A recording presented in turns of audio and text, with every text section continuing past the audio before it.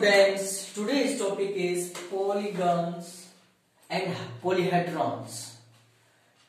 These are the points for this topic, polygons and polyhedrons. आज मैं polygons और polyhedron के बारे में पढ़ा रहा हूं, जिसका ये सब पॉइंट है मैं यहाँ बताऊंगा, जिसमें line, straight line, curved line, simple curved, open curved, close curved, classification of polygons. तब इससे जो है यहाँ तक करेंगे तो फिर पॉलीगन्स का हम डिफाइन करेंगे। यहाँ तक क्लियर होने के बाद डेफिनेशन हो जाएगा पॉलीगन्स का, फिर तब क्लासिफिकेशन ऑफ पॉलीगन्स है, कन्वेक्स पॉलीगन्स का क्लासिफिकेशन करते हैं तो दो टाइप से होता है, ठीक है। एक कन्वेक्स पॉलीगन है, एक कनकेव पॉलीगन है, फिर तब रेगुलर पॉलीगन है, इरेगुलर पॉलीगन है। ये क्लासिफिकेशन ऑफ पॉलीगन होगा। फिर पॉलीगन्स का जो प्रॉपर्टी जो पॉलीगन्स में जैसे एंगल सम प्रॉपर्टी है, एंगल सम प्रॉपर्टी के अंतर्गत भी कई है, एक्सटीरियर इंटीरियर है, वो क्लियर करेंगे। फिर क्लासिफिकेशन ऑफ पॉलीहेड्रॉन्स, मैंने पॉलीहेड्रॉन्स भी लिख डाला है, इसलिए इसी टॉपिक में पॉलीहेड्रॉन्स भी, लेकिन पॉलीहेड्रॉन्स का कुछ पार्ट और पॉलीगन्स का कुछ जो थ्योरम है मैं अगले वीडियो में प्रूव करूंगा। अब क्लासिफिकेशन ऑफ पॉलीहेड्रॉन जो है वह प्रिज्म और पिरामिड है, प्रिज्म और पिरामिड। अब जो प्रिज्म है वह राइट प्रिज्म और ऑब्लिक प्रिज्म, दो तरह का प्रिज्म होता है। सबसे पहले पॉलीहेड्रॉन जो है वह प्रिज्म और पिरामिड। पॉलीहेड्रॉन का टू टाइप्स है, या तो प्रिज्म है या पिरामिड है, वह पॉलीहेड्रॉन है। पॉलीहेड्रॉन क्या है मैं यहाँ क्लियर करूंगा। फिर पॉलीहेड्रॉन का प्रिज्म और पिरामिड है, तो प्रिज्म भी टू टाइप्स में है, राइट प्रिज्म है, ऑब्लिक प्रिज्म है।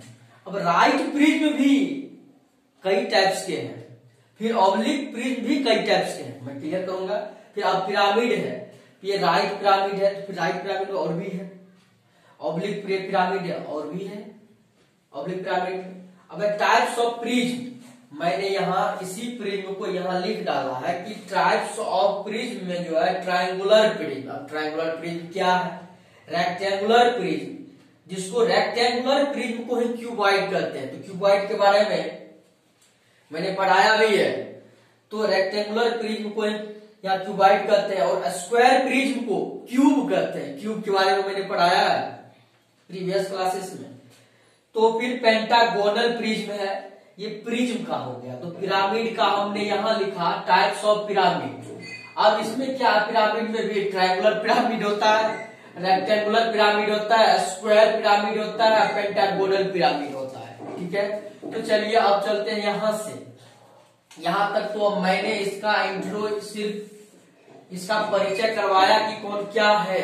अब लाइन है, लाइन की बात, तो सबसे पहले शॉर्ट में चले। ये लाइन जो है ये पॉइंट का एक कलेक्शन है, लाइन एक collection of points towards on both side.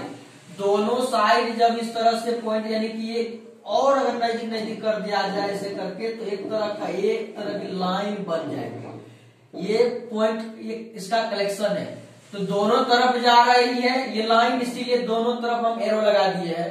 इसी को तो हम लाइन कहते हैं। ऐसी का जब यहाँ पर अगर फिक्स हो जाए इधर एक ही तरफ का रहेगा या एक ही तरफ इधर रहेगा, इसी को हम रे कहते हैं। तो लाइन है रे। और जब इसका यहाँ से हम टुकड़ा ले लिए, जो पीस कर दिए इसका, ये पीस ऑफ लाइन, ये लाइन सेगमेंट नहीं, सेगमेंट टुकड़ा होता है, पीस हुआ, इसका सेगमेंट लाइन सेगमेंट कहेंगे ना। अब एक बात है कि लाइन तो ये भी है, लाइन तो ये भी है, इसी तरह से पॉइंट का संग्रह है।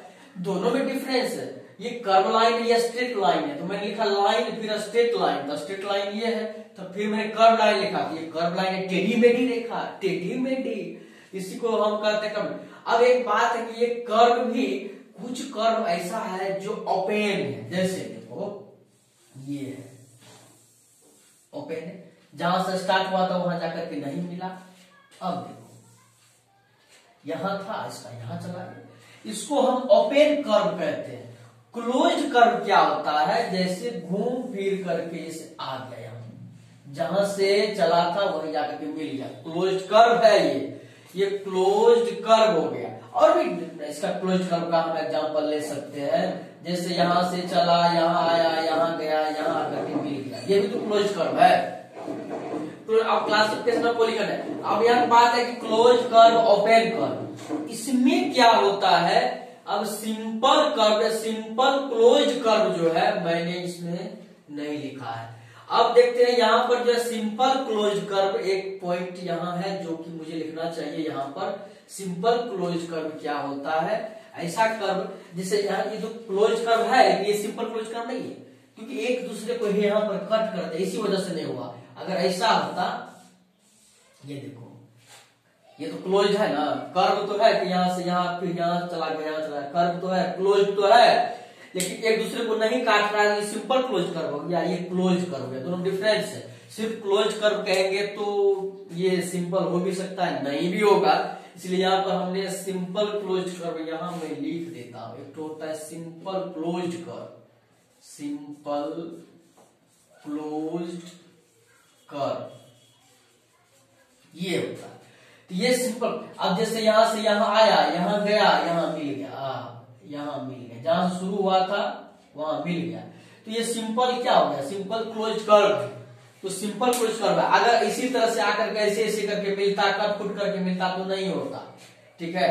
तो पॉलीगन्स का जो क्रिएशन होता है वह किससे होता है, सिंपल क्लोज कर्व से होता है। तो ये polygon is made from simple close curve. अब सिंपल क्लोज कर्व से एक पॉलीगन निर्माण होता है। तो पॉलीगन में तो कई साइड्स होते हैं, गोनो पोली में होता है मैनी, गन्स जो है गोनिया मतलब साइड होता है, पॉलीगन्स मतलब कई, उसको साइड, बहुभुज, इसका हिंदी होता है बहुभुज मतलब बहुत भुजा, बहुभुज मतलब बहु मतलब कई, कई अनेक भुजा, तो अनेक है ना, 3 या 3 से अधिक है, तो इसके लिए कोई दिक्कत नहीं है। अब यहाँ है इसका रेगुलर, इसमें जो हमने लिखा यहाँ classification of polygon, regular polygon, irregular polygon, concave और कन्वेक्स, यानी कन्वेक्स पॉलीगन और कनकेव पॉलीगन, समझ रहे हो ना। अब देखो एक बात है कि पॉलीगन, सबसे पहले पॉलीगन्स को हम डिफाइन करेंगे। तो पॉलीगन्स जैसे एक ट्रायंगल है, क्या है पॉलीगन्स है, ठीक है। तो नहीं कहते हैं ट्रायंगल कैसे डिफाइन करते हैं, a simple close curve having 3 line segment, यानी कि सिंपल क्लोज्ड कर्व है जिसमें 3 लाइन सेगमेंट है, 3 लाइन सेगमेंट से बना हुआ है, तो इसी को हम ट्रायंगल कहते हैं। क्वाड्रिलेटरल में अगर कहते हैं तो इसमें कितना है, 4 लाइन सेगमेंट है। कोई एक क्वाड्रिलेटरल है 1 2 3 4 लाइन सेगमेंट है, यानी कि एक क्वाड्रिलेटरल हैविंग 4 लाइन सेगमेंट, इसको जो है 4 लाइन सेगमेंट है, मतलब इसमें भी उसमें भी क्या, इसको हम ऐसे कहेंगे कि ये क्लोज्ड कर्व है, ये क्लोज्ड है, simple closed curve having 4 line segment is called quadrilateral. अब इसी को जब हम पेंटागन करेंगे, इसी को हम बढ़ा दें तो क्या हो जाएगा, ये पेंटागन हो जाएगा, हेक्सागन, हेप्टागन, ऑक्टागन, नोनागन, डेकागन, इसी तरह से आगे बढ़ते चले जाएगा। तो फिर ये सब जो है सबको हम पॉलीगन्स कहेंगे। 3 या 3 से अधिक साइड वाला जो भी फिगर बन रहा है सबको हम पॉलीगन कहेंगे। अब कन्वेक्स कनकेव के बारे में जानो कि ये जो है इसका डायगोनल इंटीरियर पार्ट में है, अंदर में, इसका डायगोनल जो अंदर में है, तो इसको हम क्या कहेंगे, इसको हम कहते हैं कन्वेक्स पॉलीगन। और जब ऐसा हो, ऐसा बना हुआ है, बड़े मजे की बात है, ये जानना जरूरी था। अगर इसी तरह से एक 1 2 3 है, ऐसा है पॉलीगन है, कोई पॉलीगन ले लिया, इसमें कितने साइड्स हैं, 1 2 3 4 है, 5 साइड हो गया, 1 2 3 4 5 साइड्स है, खैर कोई दिक्कत नहीं।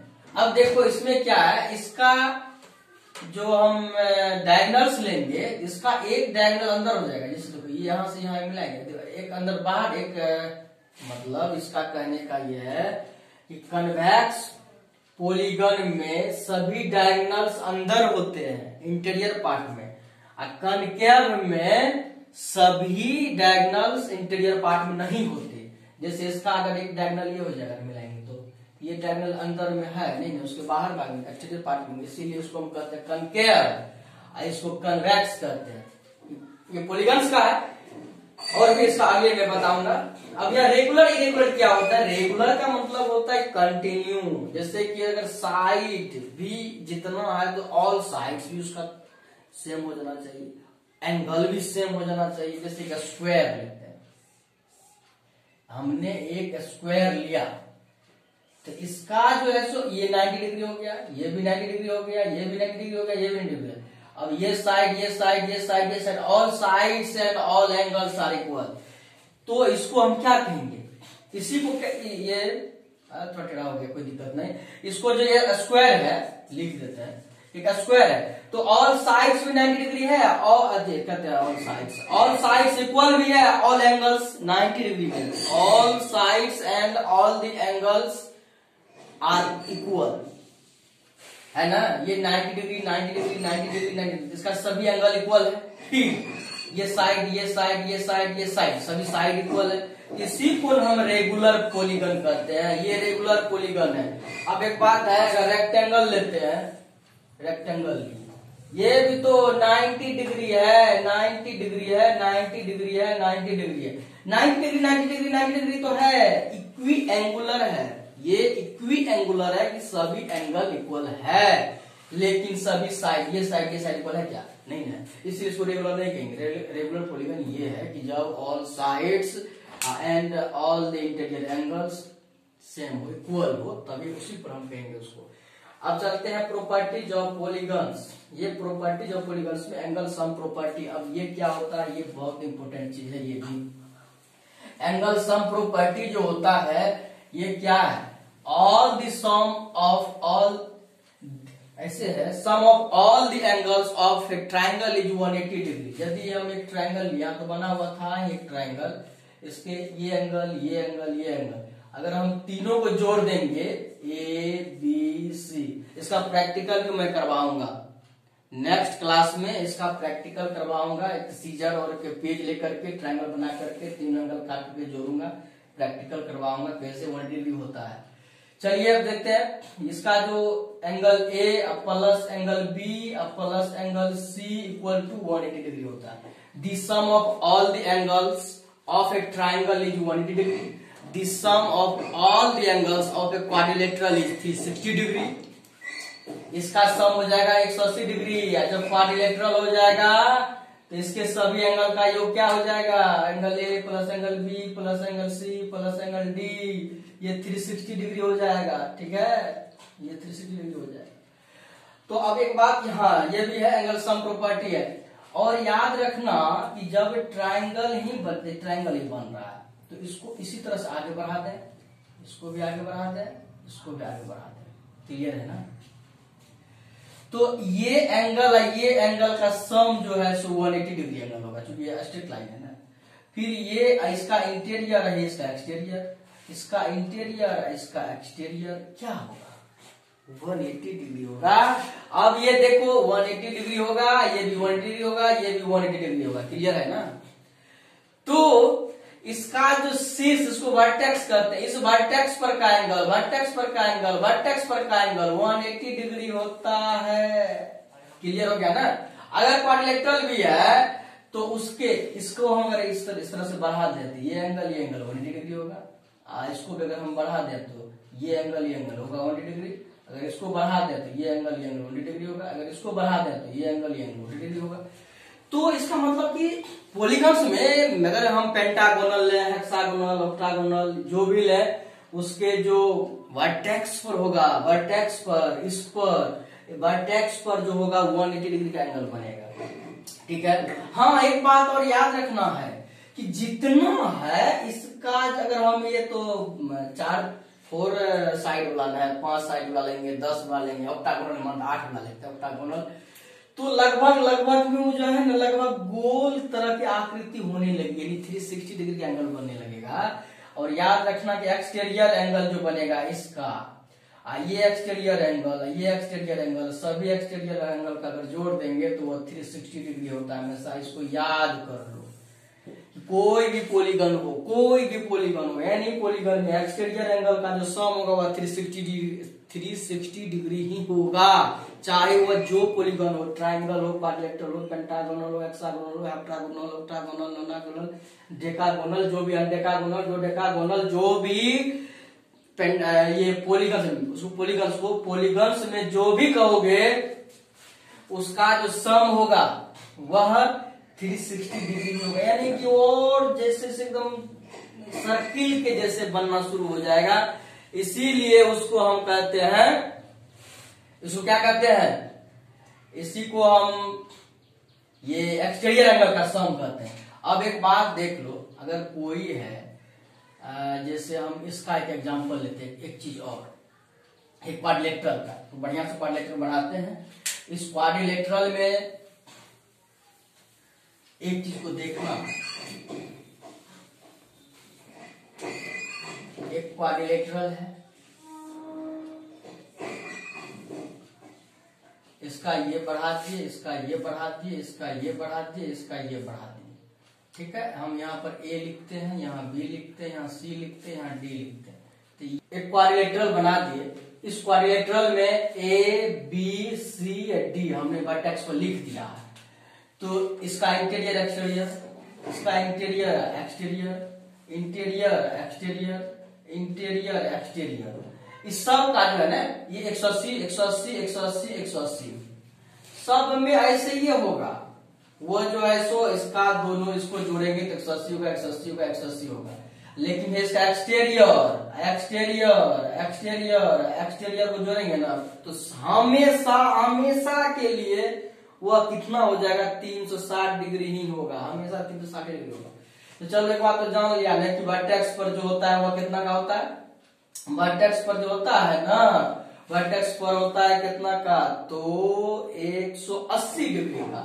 हम इसमें एक चीज लेके चलते हैं, अगर ये n तक रहता तब क्या होता, तब क्या हो जाता, the sum of all the exterior angles of the polygons आता है यहाँ पर, ठीक है। तब क्या हो जाता है, n इंटू 1, पॉलीगन है तो n साइड होगा, पॉलीगन है तो n साइड है। यहाँ तो क्वाड्रिलेटरल लिया तो 4 को लिया तो 4 गुना 180 करेंगे ना, यही नहीं करेंगे।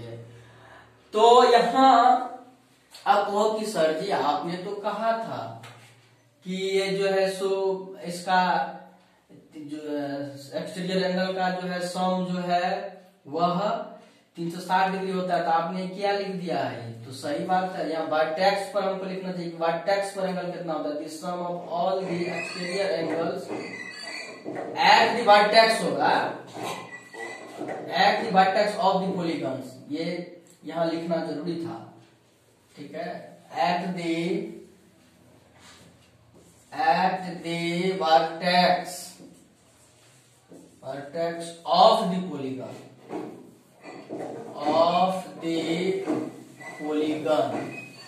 अब क्लियर हो गया ना, इक्वल टू हो जाएगा n इंटू पॉलीगन है तो इसलिए 1 ये हो गया, तो n है एक ठो के लिए तो हो जाएगा 180 डिग्री, दूसरा के लिए, तीसरा के लिए, चौथा के लिए, पांचवा के लिए, छठा के लिए, n के लिए n इंटू 180 डिग्री। क्लियर हुआ ना, अरे यहाँ पर 180 डिग्री हुआ, इन दोनों का जोड़, फिर यहाँ और इसका जोड़ 180 डिग्री हुआ, 180 180 180 180, चारे बार तब खत्म हो गया, 4 बार में 5 हो जाता हूँ, फिर 180, 6 बढ़ जाता हूँ, फिर 180, n बढ़ जाता हूँ, फिर तो n 180, तो है n इंटू 180 लिखे हैं। आगे देखो ये हो गया। एक बात जानते हो, इंटीरियर एंगल प्लस, अब ये तो क्लियर हो गया ना 360 डिग्री। तो एक बात है इसमें जो है ये क्लियर हो गया ना, क्लियर हो गया। चलो जब क्लियर हो गया है तो तब तो बढ़िया बात है कि अगर ये पॉलीगन्स में अगर लेंगे तो हम क्या करेंगे, अगर ऐसा करें सम ऑफ इंटीरियर एंगल्स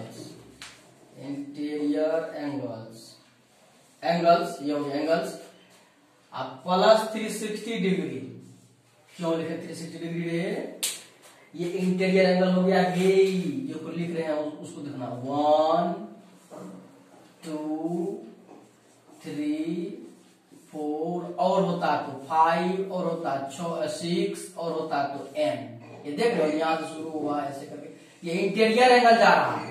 तो interior angle, exterior angle 360 degree, ये एक्सटीरियर एंगल 360 डिग्री, ये जो लिखे 360 डिग्री, ये एक्सटीरियर एंगल जितना का क्यों न हो, सभी का एक्सटीरियर एंगल 360 डिग्री का होता है, तभी से हम कह रहे हैं, इसलिए 360 डिग्री लिखे हैं।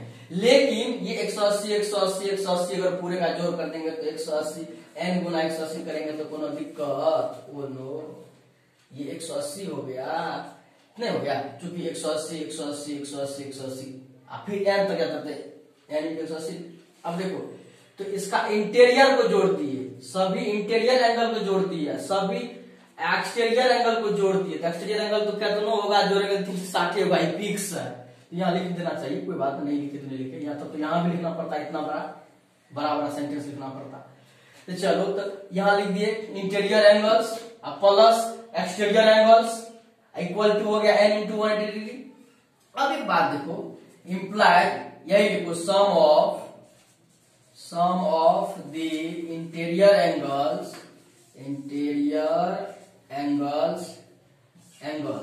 ये एंगल्स है, एंगल्स इक्वल टू क्या हो जाएगा, n into 180 degree minus 360 degree. ये समझा, ये प्लस 360 डिग्री है ना, तो बराबर के उस साइड भेज देंगे, इक्वल टू उस साइड, तो उधर जाएगा तो n into 180 degree minus 360 degree नहीं हो जाएगा। और जब इसमें हम 180 डिग्री कॉमन ले लेंगे, इसको यहाँ लिखते हैं, तो यहाँ लिख देंगे तो 180 कॉमन आ जाएगा, कोई दिक्कत है, तो n माइनस क्या हो जाएगा 2, कोई दिक्कत, तो 180 n हो गया, माइनस 180 दूना 360 नहीं हो गया। इसी को हम लिख सकते हैं 90 इंटू 2, इसको n माइनस 2 नहीं लिखेंगे, ये 90 दूना 180 नहीं हुआ। अब क्या करते हैं, इस 90 को रहने नहीं देते हैं, इस 2 से इसको इधर गुना कर देते हैं, तो क्या हो जाएगा 2n माइनस 2 2 जा 4।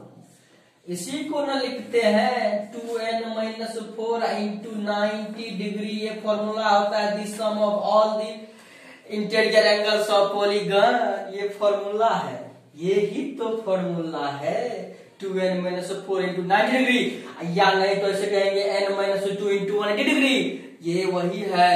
जांच कर लेते हैं, कोई दिक्कत नहीं, यहीं पे जांच कर लेते हैं, ये क्वाड्रिलेटरल है ना, n इक्वल टू क्या होगा 4 साइड्स है, क्लियर है। इसमें देखो 2n माइनस 4 डिग्री, तो 2n, तो n की जगह पर 4 हो जाएगा, तो 4 दूनी 8 में से 4 गया 4 और 4 गुना 90, यहाँ पे कर लेते हैं 2n माइनस 4 इंटू 90 डिग्री है, क्वाड्रिलेटरल में लेके चलते हैं, तो 2 गुना 4 माइनस 4 इंटू 90 डिग्री है, 4 8 में से 4 गया, कितना गया 4 गुना 90 डिग्री इक्वल क्या हो गया 9 चौके 36 360 डिग्री। तो ये होता है the sum of all the angles of a quadrilateral is 360 degree. Clear हो गया। आप पेंटागोनल होगा तो देख लो, तो 5 दूनी 10, 10 में से 4 गया कितना 6 गुना 90 कर दो 54 540 डिग्री एंगल बन जाएगा। 7 रहेगा 8 रहेगा, जिस तरह से निकाल लेना, फॉर्मूला हो गया ना। ये था इसका, किसका था, एंगल सम प्रॉपर्टी है। अब है क्लासिफिकेशन ऑफ पॉलीहेड्रॉन। पॉलीहेड्रॉन क्या होता है, पॉलीगन से ही बना हुआ होता है पॉलीहेड्रॉन, कई पॉलीगन्स मिल करके पॉलीहेड्रॉन बनता है। पॉलीहेड्रॉन को हम सॉलिड फिगर भी कहते हैं, सॉलिड फिगर से ही पॉलीहेड्रॉन का बनता है। अब पॉलीहेड्रॉन का जो पूरा क्लियर, पॉलीहेड्रॉन का कुछ कुछ यहाँ पर हम इंट्रोडक्शन कर देते हैं, उसके बाद हम इसमें जो है इससे रिलेटेड जितने यूलर्स फॉर्मूला है उसको भी मैं क्लियर करूंगा, डायगोनल्स है उसको भी प्रूफ करूंगा। डायगोनल्स कैसे निकालते हैं, क्यूबॉइड का, क्यूब का होता क्या है, कैसे निकाला जाता है, ये मैं प्रूव करूंगा।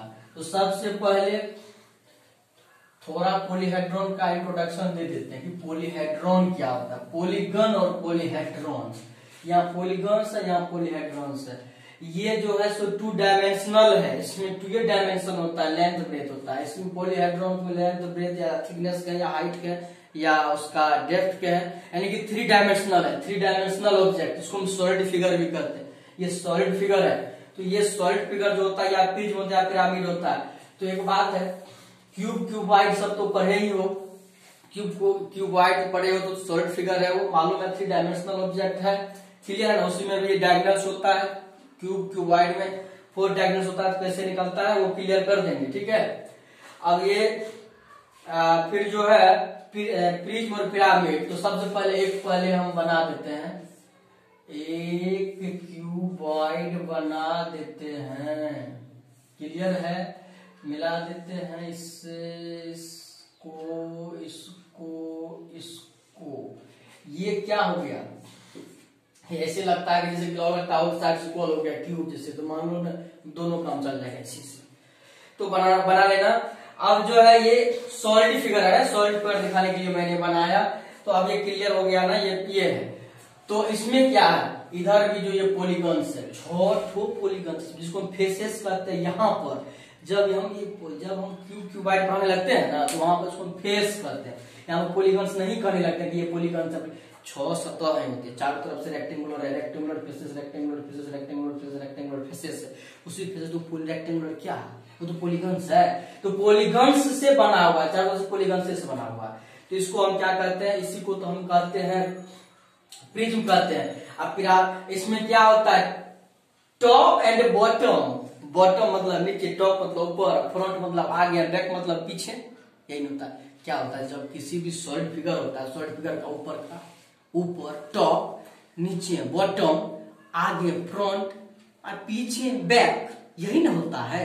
किसी भी सॉलिड फिगर का ऊपर होता है, नीचे होता है, आगे होता है, पीछे होता है, इसको लेटरल कहते हैं। लेटरल जिसको हम कहेंगे लेफ्ट राइट, तो लेटरल तो साइड वाला को कहते हैं, पार्ट्स को लेटरल कहते हैं। तो किसी भी सॉलिड फिगर को कितने हो गए, टॉप, ये जानना होगा, top, bottom, front, back, left side, right side, कितना हो गया, 1। सॉलिड फिगर का कितना हो गया, क्या क्या देखना, सॉलिड फिगर का क्या क्या देखना पड़ता है, top, bottom, front, back, left side, right side, यानी कि 1 2 3 4 5 6, यानी कि 6 सतह इसमें है और 6 तरह को देखना पड़ता है सॉलिड फिगर में, ठीक है।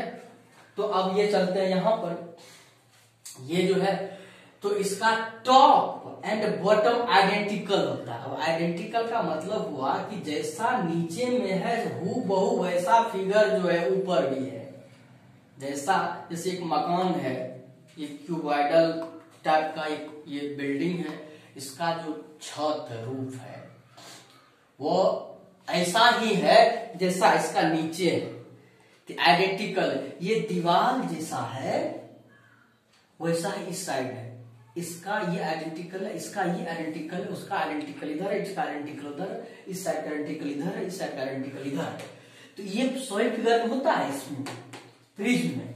लेकिन जब पिरामिड की बात होती है, एक हम ट्रायंगल लेते हैं, एक ट्रायंगल ले लिए, एक ट्रायंगल ले लिए, लेकिन एक ट्रायंगल है, लेकिन ये बोर्ड तो 2 डायमेंशनल है, लेकिन 3 डायमेंशनल का एग्जैक्ट कैसे करें, तो मानना ही पड़ेगा ना। मान लेते इसका ऊपर ये है, एक ट्रायंगल ले लिए यहाँ पे, इसका एक पॉइंट यहाँ ले लिया, एक वर्टेक्स ले लिया, जैसे नहीं कपार में लड़की सब जो बाल बांधती है, सब बाल अलग अलग है, सब पूरे कपार पर का जितना बड़ा है पूरा हेड का बाल को सीमेंट करके एक तो खोपा बना देती है, ऐसे टिक जैसे यहाँ पर बना हुआ रहता है ना, पूरे यहाँ का इतना ही क्षेत्रफल कितना है, आज जाकर के यहाँ पे टिक बन जाता है, पिक पॉइंट, एक पिक पॉइंट बन जाता है ना, छोटा सा, कितना था यहाँ इतना बन गया। उसी प्रकार से एक ट्रायंगल है, तो ट्रायंगल लिए है, इसको एक वर्टेक्स में मिला देते हैं, इसको यहाँ से हम क्या करते हैं, यहाँ से यहाँ मिला दिए, यहाँ से इसको मिला दिए, फिर यहाँ से इसको मिला दिए, इसी को तो हम ट्रायंगुलर पिरामिड कहते हैं। क्योंकि पिरामिड में क्या होता है, तो जैसा अगर ये तो ट्रायंगल था, क्वाड्रिलेटरल लेते ना, तो चारों से जोड़ जोड़ के यहाँ पर इससे भी ले जाते, फिर इससे ले जाते, यहाँ पर बांध देते, यहाँ पर ये हो गया, तो इसको हम पिरामिड कहते हैं। जैसे एक कोई एग्जांपल है, ये हम एक डायरी में उठाते हैं, ये ठीक है, तो ये क्या है, क्वाड्रिलेटरल है या रेक्टेंगल के हैं, क्वाड्रिलेटरल का सबसे अच्छा। इस पॉइंट से यहाँ पर एक यहाँ मिला देते हैं, इसी पॉइंट पर यहां से इस पर मिला देते हैं, फिर इसी पॉइंट को यहां से मिला देते हैं, फिर से मिला देते हैं। लेकिन जब तराजू ने 4 गो रस्सी एक जगह बंधा हुआ है, तो इस टाइप का हो, तो यहाँ पर बंधा हुआ है, ये यहाँ पर जो है सो ये पॉलीगन है, लेकिन यहाँ ऊपर में जो है सो एक ठो उसका 3.1 वर्टेक्स है, तो उसको क्या कहते हैं, उसी को हम पिरामिड कहते हैं। तो पिरामिड भी ये टाइप्स का होता है, इसको हम प्रूव करेंगे नेक्स्ट क्लास में।